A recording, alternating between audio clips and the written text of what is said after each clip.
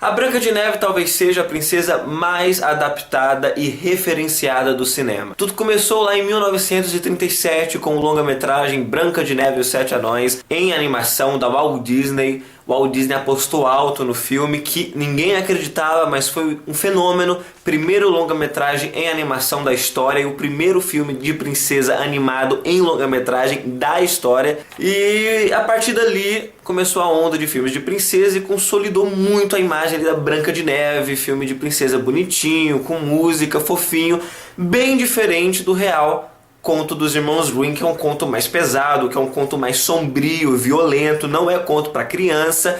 Só que o Walt Disney fez uma adaptação para pegar o público infantil e pegou. Mas não que isso desmereça o filme da Disney, que eu sou fã incondicional, acho um filme excelente pela época, o desenho, os personagens, é muito bem realizado, é muito bem feito. Só que nunca, pelo que eu me lembre, nunca no cinema tivemos uma adaptação que chegasse perto do original dos Irmãos Grimm, que é aquele conto mais dark, mais sombrio. E depois do Alice no País das Maravilhas do Tim Burton, que foi um fenômeno, mais de 1 bilhão em bilheteria, as empresas, as produtoras começaram a apostar mais em adaptações de contos de fadas, mas uma adaptação partindo para o lado juvenil, partindo para um lado mais adulto. Tivemos então, depois da Alice, A Garota da Capa Vermelha, que é uma adaptação crepusculada, literalmente, da Chapeuzinho Vermelho. A Fera, também um filme não tão bom, que faz uma adaptação para os dias atuais e uma adaptação mais teen, mais adolescente,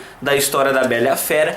E agora está chegando aos cinemas A Branca de Neve, o segundo filme da Branca de Neve a ser lançado neste ano. O primeiro foi aquele Espelho, Espelho Meu, que é uma adaptação mais cômica. E eu estava bastante empolgado em querer assistir A Branca de Neve e o Caçador, porque primeiro, a ideia do filme ela é diferente dos outros tantos de Branca de Neve que temos por aí. A proposta dele é algo mais tangível, ou seja, algo mais palpável, mais real, realista. E ele teria uma caída mais para um filme mais medieval, um filme épico, misturado ali com a fantasia. E o mais legal é que, apesar dos erros que eu vou falar já já, que eu senti, o filme funciona, o filme é bacana e o filme convence nessa sua nova roupagem de um filme de princesa. Não é aquela princesa bonitinha, aquela princesinha meiga, é uma princesa que entra na ação, e é o filme que eu me lembro da Branca de Neve que mais se aproxima do universo dark, sombrio e violento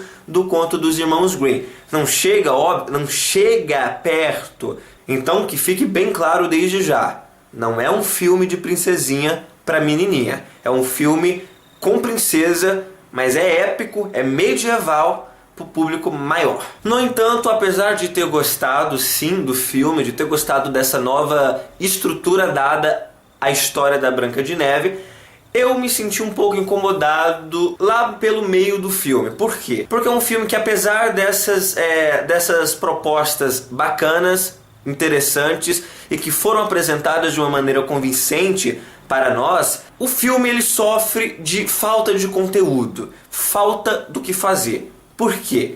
Começa bem, mas quando chega da metade e chegando um pouco no clímax final, o filme ele fica meio perdido, ele não sabe o que fazer ali. Então ele vai criando situações, diálogos para dar o tempo de duração necessário para se ter o filme. Então vai enrolando, surgem coisas que não acrescentam muito, situações que, se fossem cortadas, não atrapalharia em nada a história. Só que o filme ele fica ali enrolando, andando em círculos, e isso acaba tornando chato. Mas fiquem despreocupados, porque essa enrolação, essa falta do que fazer, essa falta do que falar, ela dura pouco. Apesar de ser incômoda, ela dura pouco, porque quando o filme chega no clímax final, tem toda a resolução, a batalha épica do exército da princesa contra o exército da rainha má, o filme ele melhora de um jeito, fica empolgante, fica divertido, a gente começa a se interessar pelo que está acontecendo ali, a gente fica fixado na tela querendo saber o que vai acontecer. É bem bacana, as cenas são bem realizadas, são bem filmadas, então o filme ele começa bem, cai um pouco, mas quando chega no final se eleva novamente e fica bem dinâmico. E o elenco também do filme é muito bom. Os atores estão bem interessados em seus papéis, estão bem empolgados em fazer o filme. Isso é importante, quando o ator se interessa, faz ali, doa-se de verdade. O filme, ele ganha boas atuações. Kristen Stewart convence, apesar de continuar muitos momentos com a mesma feição, de ter aquela inexpressividade ainda.